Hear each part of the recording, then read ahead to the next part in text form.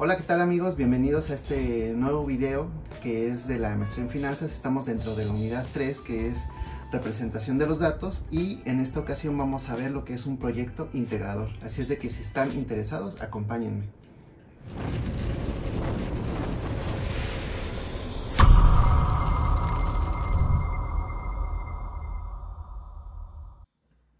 Hola, ¿qué tal amigos? El día de hoy vamos a continuar con lo que es nuestra materia de estadística que está dentro del área propedéutica. Y vamos a comenzar con lo que, bueno, nos quedamos en lo que es la unidad 3, que es representación de datos, y a continuación vamos a explicar lo que es el proyecto integrador. El proyecto integrador fue un proyecto en equipo y pues se los voy a explicar. Aquí ya tengo igual mi carpeta con las materias, estadística, unidad 3, representación de datos y proyecto integrador. Y pues bueno, vamos a ver de qué trató este proyecto integrador. Aquí lo tengo. En primera instancia es este documento que nos preguntaban, pues ahora sí que varios cuestionamientos, ¿no? Aquí el nombre de los miembros del equipo, docente y fecha. Y aquí vemos. Dice, instrucciones de la etapa 1. Identifica y selecciona una serie de tiempo, que es un grupo de datos, que puedes obtener de alguna de las siguientes fuentes, ya sea del INEGI o de Banjico. Y a partir de ahí, de identificar y seleccionar una serie de tiempo que tenga un grupo de datos, a partir de estos datos seleccionados, completa la tabla de distribución de frecuencias que a continuación se presenta. Para empezar, pues nada más la tabla venía vacía, o sea, nada más tenía 5 intervalos de tiempo y venía completamente vacía. Y nos pedían lo que era los intervalos, frecuencia absoluta, marcas de clase, frecuencia relativa y frecuencia acumulada, que eso ya lo vimos en el video anterior, que ya se los expliqué cómo sacarlo. Luego dice, número 3, realiza los siguientes ejercicios incluyendo los cálculos y operaciones que correspondan. Desarrolla todos los cálculos y operaciones en una hoja de Excel e integra los resultados. Puedes integrar los cálculos de la hoja de Excel al final de este documento o enviar ambos archivos, el de Excel y el de Word, en la plataforma Blackboard. Blackboard es la plataforma con la que trabajamos. Eh, Estos son los resultados. Y la número 4, la pregunta 4, era, redacta una conclusión acerca de la relevancia que tiene el uso de las tablas de distribución de frecuencias y ofrece una interpretación propia a partir de los hallazgos identificados al tomar en cuenta las variables analizadas y los resultados numéricos. Entonces, ¿qué nos están preguntando aquí? A final de cuentas nos están diciendo que nos vayamos a una fuente oficial, que en este caso nos ponen de ejemplo el INEGI o Banjico, para poder seleccionar una serie de datos que tenga una serie de tiempo. O sea, por ejemplo, ¿qué será? El crecimiento de la población, el tipo de cambio de dólar peso, o datos de ese estilo en el cual sea una serie de tiempo y que tenga datos. Y obviamente que sean oficiales. A partir de que nosotros tengamos esos datos, hacer todos los cálculos necesarios. ¿Para qué? Para que a final de cuentas podamos dar una conclusión acerca de la relevancia que tiene el uso de tablas de distribución de frecuencias y ofrecer una interpretación, o sea, todos estos datos, interpretarlos y tomar una decisión tomando en cuenta las variables analizadas y los resultados numéricos. O sea, todo este trabajo nada más va a ser para dar una conclusión, o sea, dar un resultado. Entonces, a final de cuentas, nosotros lo que hicimos fue, bueno, nos están preguntando seleccionar una serie de tiempo, que es un grupo de datos. Entonces, en un principio, haz de cuenta que estábamos entre, por ejemplo, cuántas personas habían nacido, o sea, conforme pasa el tiempo, cuál ha sido ¿cómo se llama? El aumento de la población en México. También tomamos en cuenta ¿cómo se llama? La inflación a través del tiempo en lo que es aquí en México. Y también tomamos en cuenta lo que es el tipo de cambio dólar peso a través del tiempo. Entonces, viendo los datos y metiéndonos a fuentes oficiales, escogimos lo que es trabajar con la serie del tiempo, con los datos de lo que es el tipo de cambio dólar peso, que a final de cuentas lo obtuvimos de lo que viene siendo el, aquí está, de lo que viene siendo el sistema de información económica de lo que es el Banco de México. Entonces ya nosotros teniendo esa, ¿cómo se llama? Esos datos, nos propusimos a bajar los datos, entonces, y hacer el Excel. ¿Para qué? Para resolver lo que es el problema. Entonces aquí les presento la hoja de Excel y la solución del problema. Entonces, vean, chéquense. Aquí tenemos los datos que bajamos. De hecho, ¿cómo se llama? Los datos en sí, la tabla de datos era muchísimo más grande, pero aquí nada más puse lo que nos interesaba. A final de cuentas, la fecha y los datos que nosotros queremos, ¿cómo se llama? Que nosotros vamos a analizar. En este caso, pusimos desde el año 1 de enero del año 2000 hasta el año 2000, hasta la fecha que lo hicimos, que fue el año, que fue ay, que fue en el año, que fue aquí en junio del 2021. Y pues ya, ¿no? Entonces aquí tenemos nuestra serie de tiempo. Y lo que hicimos fue trabajar a partir del año 2010. ¿Por qué? Porque cuando lo hicimos a partir del año 2000 vimos que no había mucha variación. Entonces sí quisimos hacer énfasis a partir del año 2010 en que empezó a haber un poquito de más variación aquí en el tipo de cambio de dólar peso aquí en México.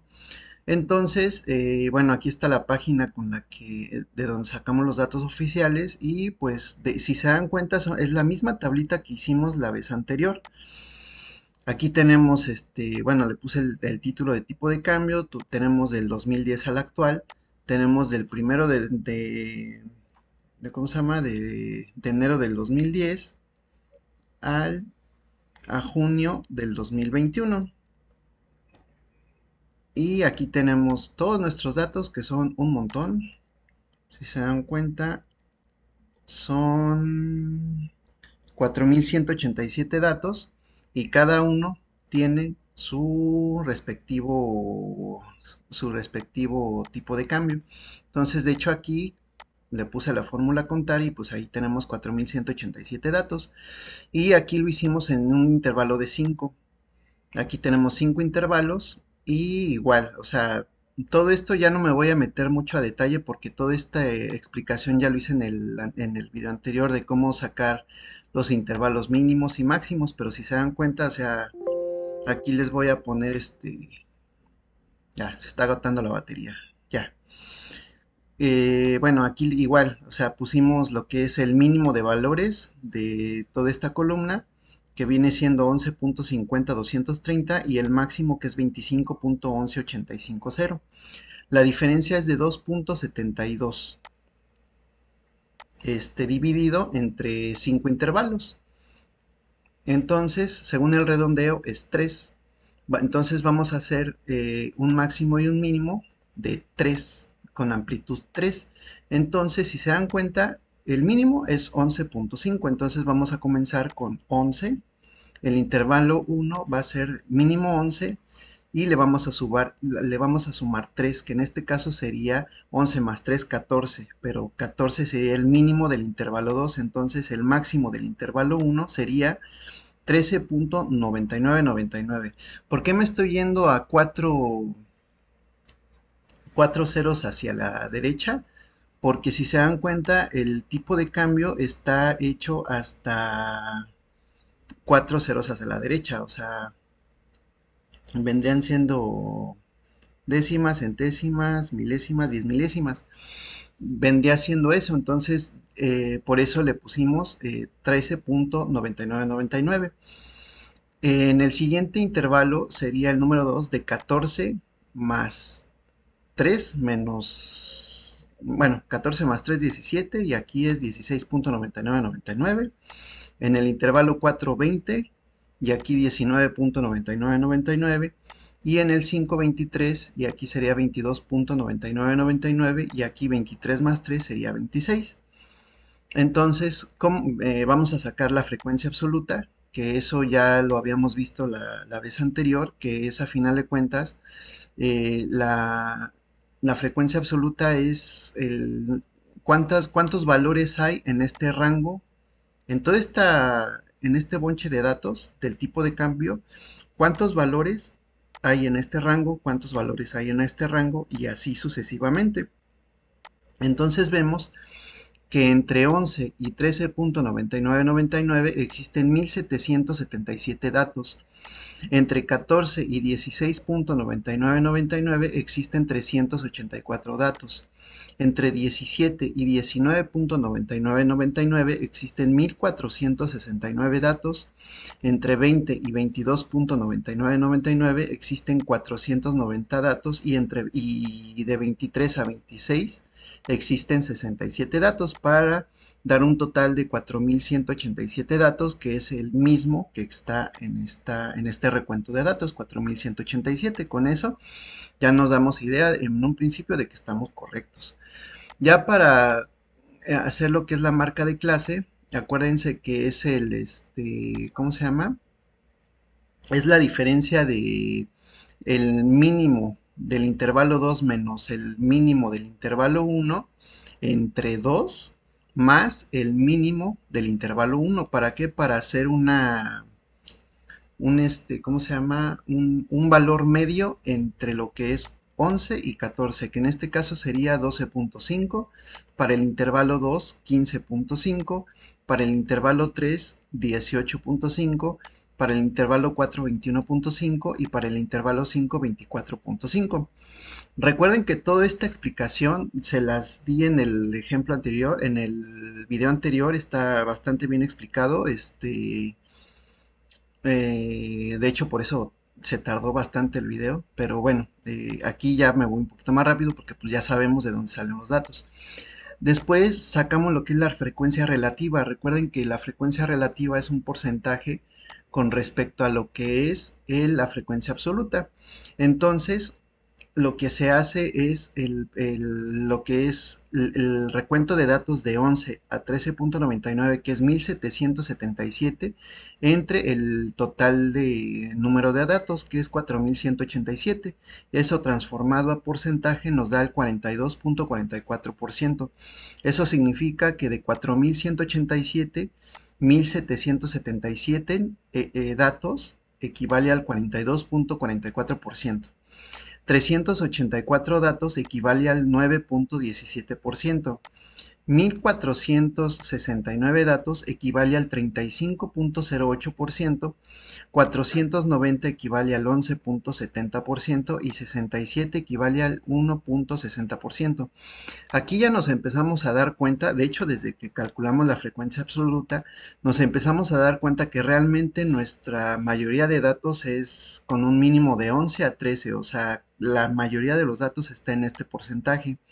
Y si se dan cuenta, de 23 a 26 es un mínimo de datos, es 1.60. Entonces realmente el promedio podría ser más o menos entre 17 y 19.9999, porque de hecho aquí es 35%. O sea, aquí son muchos, aquí son poquitos y aquí es como que un medio.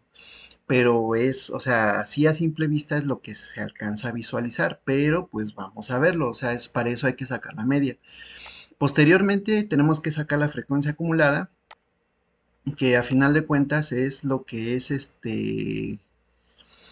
la frecuencia absoluta más, bueno, es la frecuencia absoluta, en este caso para el intervalo 1 es igualito a 1777, pero para el intervalo 2 es 1777 más la frecuencia absoluta del intervalo 2, o sea, 1777 más 384 te da 2161, que es este valor.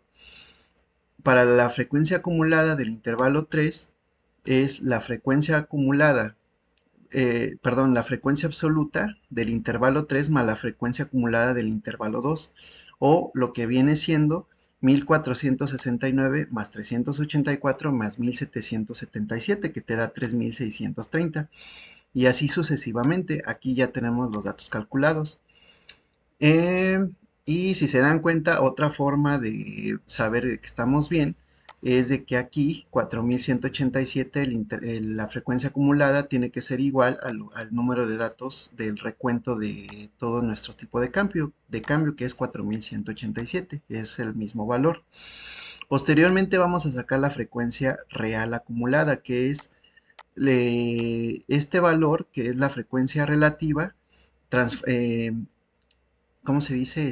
Visualizada en porcentaje, pero de manera acumulada, que es la misma metodología que es la frecuencia acumulada. Entonces, para el primer intervalo es exactamente lo mismo, 42.44 y 42.44, pero para el intervalo 2 es lo que viene siendo 42.44% más 9.17% que da 51.61. Para el intervalo 3 es 35.08 más 9.17 más 42.44 que te da 86.70. Para el intervalo 4 es la suma de todos estos porcentajes que te dan 98.4%. Y para el intervalo 5 es la suma de todos estos porcentajes que te da el 100%. Entonces aquí es otra manera de comprobar que estamos haciendo las cosas de la manera correcta. Y a final de cuentas aquí vamos a sacar la media.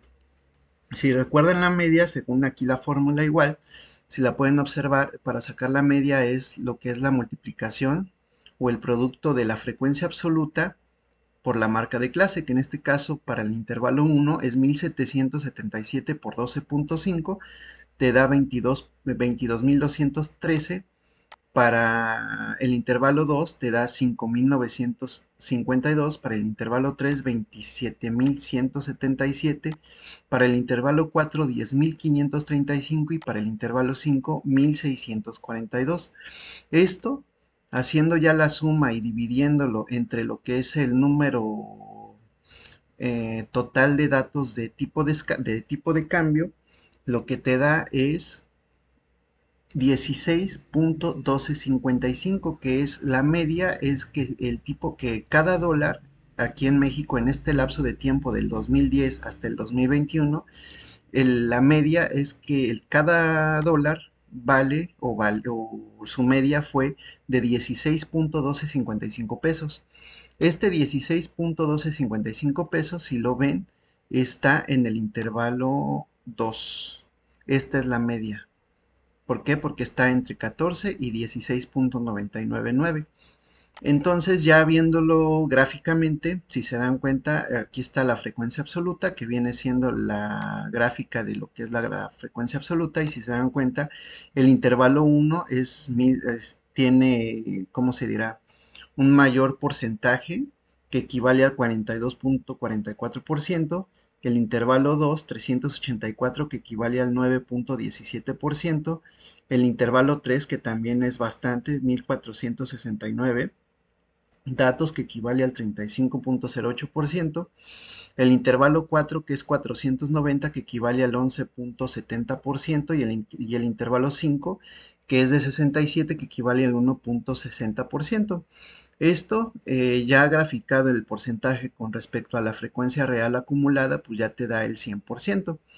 Y aquí tenemos una gráfica de línea de tiempo. Si se dan cuenta, graficamos lo que es el tiempo con respecto al tipo de cambio, y así es como se comporta el tipo de cambio conforme fue pasando el tiempo. Si se dan cuenta, tiene una tendencia positiva, es obvio, pero en este periodo, que fue del año 2010 al 2015 más o menos, estuvo bastante estable el tipo de cambio. Ya a partir del 2015 en adelante sí empezó a subir. Aquí tiene un pico ascendente y aquí disminuyó y se mantuvo estable. Pero ya a partir del 2020 en la actualidad subió bastante el tipo de cambio, y ya la tendencia es que bajó y se empezó a estabilizar más o menos, pero pues hasta ahí están los datos. Entonces, bueno, hasta ahí es nuestro ejercicio. Estos gráficas que están abajo van a ser en el siguiente ejercicio, pero eso se lo voy a explicar posteriormente. Hasta aquí es el cálculo que nos piden en nuestro trabajo, y en nuestro trabajo, pues aquí está. Bueno, entonces dice, a partir de de los datos seleccionados, que ya fue lo que vimos en el Excel, completa la tabla de distribución de frecuencias que a continuación se presenta. Entonces, lo único que hicimos, pues, fue lo que ya calculamos en Excel.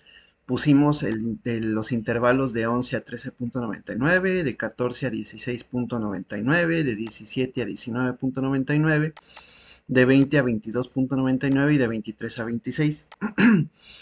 Pusimos los datos los valores que nos dieron de frecuencia absoluta, las marcas de clase, la frecuencia relativa y la frecuencia acumulada. Posteriormente, ya nos dice, realiza los siguientes ejercicios, incluyendo los cálculos y operaciones que correspondan. Desarrolla todos los cálculos y operaciones en una hoja de Excel, que eso fue lo que ya hicimos, e integra los resultados. Y pues bueno, aquí ya integrando los resultados dice, dada la serie de tiempo, presenta 5 intervalos de confianza con su nivel inferior y superior por cada uno. Entonces ya aquí ponemos los intervalos que obtuvimos de los intervalos de confianza, que es del 1 al 5 y de 11 a 13.99, de 14 a 16.99 y así sucesivamente hasta llegar a 26. Posteriormente nos dicen, calcula la frecuencia absoluta. Bueno, pues aquí la frecuencia absoluta es igual a 4187. Recuerden que la frecuencia absoluta es los números de valores que están entre estos dos intervalos. Entre 11 y 13.9999, ¿cuántos, ¿cuántas veces se repitió que el peso estuviera entre 11 pesos y 13.9999 pesos por dólar? Fueron 1777. O sea, 1777 veces estuvo el dólar entre estos dos valores. 384 entre 14 y 16.99 y así sucesivamente hasta llegar a 4187, que 4187 es el total de de nuestra línea de nuestros datos de línea de tiempo. O sea, tenemos 4187 datos en total. Eh, Después nos dice, calcula las marcas de clase. Aquí tenemos igual el cálculo de las marcas de clase, que eso ya lo hicimos en Excel, y recuerden que el cálculo de la marca de clase es lo que viene siendo la diferencia del mínimo vendría siendo 14 menos 11 entre 2 más 11. ¿Para qué? Para sacar un punto medio entre 14 y 11, que en este caso sería 12.5.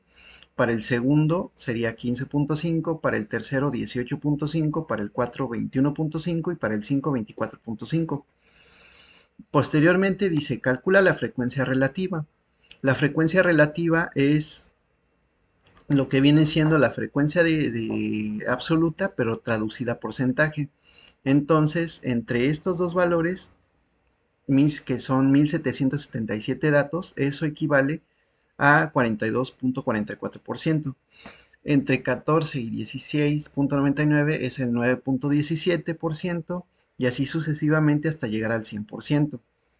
Posteriormente nos dice, calcula la frecuencia acumulada. La frecuencia acumulada es la frecuencia del intervalo más la frecuencia acumulada anterior, que en este caso pues sería, por ejemplo, para el intervalo 1 es la frecuencia absoluta, que es 1777. Para el intervalo 2 es 384 más 1777, que te da 2161 y así sucesivamente hasta llegar a 4187. Y aquí tenemos otra comprobación, 4187 es igual a 4187 que tenemos aquí como frecuencia absoluta, o sea, estamos bien. Y acuérdense, todo estos cálculos sí ya en el video anterior ya se los hice así paso a pasito. En este caso ya me estoy yendo un poquito más rápido para no repetir cosas que ya vimos en un video anterior, en el video anterior, de hecho, en el video anterior a este. Y pues aquí viene lo que son las conclusiones. Dice, redacta una conclusión acerca de la relevancia que tiene el uso de tablas de distribución de frecuencias y ofrece una interpretación propia a partir de los hallazgos identificados al tomar en cuenta las variables analizadas y los resultados numéricos. Pues bueno, todo esto para hacer una conclusión. Entonces le puse las tablas de distribución de frecuencias, que es la tablita que hicimos en Excel, son herramientas que son de mucha utilidad para ordenar un conjunto de datos de manera que se facilita su análisis e interpretación para tomar decisiones. Un ejemplo de esto es el ejercicio plasmado en el presente trabajo, en el que se agruparon en 5 intervalos el tipo de cambio entre el peso y el dólar desde el 1 de enero del 2010 al 18 de junio del 2021. Con esto podemos identificar que la mayor parte del tiempo la cotización se encontró entre 11 y 13.9999 pesos, el 42.44% del tiempo. ¿Por qué? Porque si recuerdan, ¿dónde está el Excel? Aquí está el Excel. Si recuerdan, la media es 16.1255. La media está entre 14 y 16.99. Entonces, por eso ahí lo pusimos. Entonces dice, otro dato importante es de notar que el tipo de cambio dólar-peso en México muestra una tendencia en ascenso, es decir, el peso se ha depreciado constantemente a lo largo de los años, lo cual no es un secreto, pero si podemos analizar el hecho que a partir de los 14 pesos por dólar, las depreciaciones sufridas fueron más constantes e incrementales, ya que estos movimientos representan el 57.56% de los datos en un periodo de 5 años, que es de finales de 2014 a la actualidad, es decir, casi la mitad del periodo evaluado. O sea, casi la mitad del periodo evaluado ha sido a partir de los 14 pesos por dólar. Entonces dice, si se observa el gráfico de la línea de tiempo, podemos notar que la media calculada coincide con el gráfico, ya que nos da un resultado de 16.1255 pesos por dólar, y el cual se encuentra dentro del intervalo 2 de 14 a 16.9999 pesos, y que es equivalente a un 9.17% de frecuencia relativa, pero con una frecuencia real acumulada del 51.61%. Todos estos datos es a partir de de esta tablita, o sea, todos los datos se sacan de aquí. ¿De dónde saqué el 51.61%? Pues de aquí, de la suma, 51.61%, que es la frecuencia real acumulada, que es de la media 16.1255, que está en el intervalo 2, 51.61%. En general, el patrón del comportamiento indica que el tipo de cambio seguirá al alza. ¿Y por qué? Pues porque según la línea de tiempo, la tendencia es positiva, a pesar de que hay periodos en que baja y que el peso tiene fortaleza y se recupera, a final de cuentas la tendencia es que es hacia arriba. O sea, por ejemplo, aquí tenemos un intervalo que bajó y se estabiliza, pero a final de cuentas la tendencia es que va hacia arriba, a menos que hagamos algo, no sé, pero sí la tendencia es que el peso va a seguir sufriendo depreciación frente al dólar. Entonces, a final de cuentas, todo esto, este trabajo es para llegar a esta conclusión, de que a final de cuentas el peso se ha depreciado en su mayor, a partir más o menos del año 2014 en adelante, sufrió una depreciación mayor que viene siendo a partir de aquí, es lo que les decía, 2014-2015, de aquí empieza a subir, que la media es de 16.1255, que está en el intervalo 2, que equivale al 51.61%, y que a final de cuentas, pues que hay que tratar de, pues sí, de esforzarnos para que esto no siga creciendo. Entonces, esa fue la conclusión a la que llegamos con estos cálculos. Y pues aquí tenemos ¿cómo se llama? La bibliografía que viene siendo del Banco de México, de donde sacamos los resultados, y sobre todo del libro de Introducción a la Estadística de Ross S. del año 2014. De aquí es de donde sacamos y de donde aprendimos a sacar todos estos tipos de cálculos. Son muy útiles realmente para hacer un análisis de datos en el tiempo, sobre todo si queremos sacar la media y queremos analizarlo. Nosotros teniendo datos, podemos hacer infinidad de cálculos e infinidad de suposiciones, o sea, podemos igual incluso hacer infinidad de gráficos y darnos cuenta visualmente de cómo se están comportando las cosas. Ahorita nosotros nos enfocamos a lo que es el tipo de cambio, pero pues igual y ustedes en su negocio, por ejemplo, podrían hacer un ejercicio de los ingresos, por ejemplo, de las utilidades que han tenido a lo mejor día a día, ¿no? Si tienen una tiendita, por ejemplo, sería un buen ejercicio que ustedes hagan, les digo, o sea, no es necesario tener una gran empresa, si tienen una tiendita de abarrotes o lo que ustedes quieran, o incluso un taxi, sería interesante que ustedes vieran sus utilidades. Las utilidades me refiero a que ya restándole todo lo que gastan en gasolina, por ejemplo, de un taxi, todo lo que gastan en gasolina y todo eso, ¿no? Ya la utilidad, o sea, ya con lo que ustedes cuentan, con lo que ustedes se quedan, sería interesante que, por ejemplo, ustedes hicieran, a ver, el día de ayer me gané, no sé, tantos pesos, y el día de antier tantos pesos, y así, y hacer una, ¿cómo les diré? Una base de datos diaria de de cuánta utilidad tienen a lo largo del tiempo. Pónganle que un mes o 2 meses.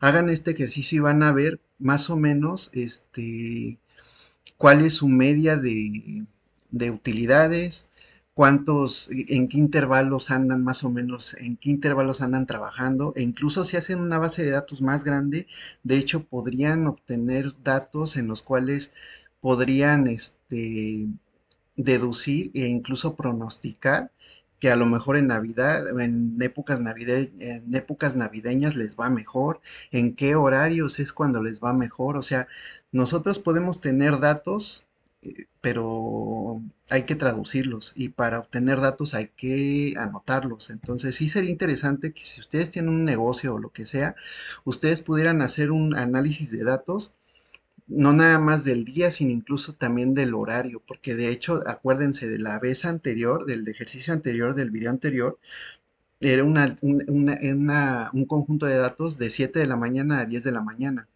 Y lo que pudimos ver es de que en la gráfica de dispersión es de que realmente no había una época estacional. No era, más bien la gráfica se comportaba de forma estacional. ¿Por qué? Porque como fueron medidas me parece que en 36 meses, en 36 días o algo así, pues no varió tanto. Pero por ejemplo, ustedes podrían hacer un análisis de datos así de ese tipo en todo un año y ustedes podrían hacer un análisis de datos y poder saber qué media están teniendo, qué utilidades están teniendo, cómo se comporta su línea de tiempo, ver realmente las épocas estacionales, como a lo mejor en las épocas navideñas, en qué horarios ustedes tienen más ingresos, o en qué horarios tienen menos, o sea, para eso sirve el análisis de datos. Entonces, ya teniendo ustedes esos datos, pueden optimizar sus negocios. Y les digo, no es necesario tener una gran empresa, puede ser una tiendita o incluso un taxista o uno de un camión o lo que ustedes quieran. Y pues bueno, con esto concluyo. El análisis de datos es muy... Teniendo datos podemos sacar muchísimas cosas interesantes. Ahorita ya tienen las herramientas para sacar este un análisis de datos un poquito, digo, no muy profesional, pero sí les puede ayudar a ver realmente cómo están manejando sus negocios o cómo se están comportando más bien sus fuentes de ingresos. Entonces, pues ya con esto concluyo y pues los espero en otro video y espero les haya ayudado para lo que ustedes quieran y pues nos vemos en el siguiente video. Saludos.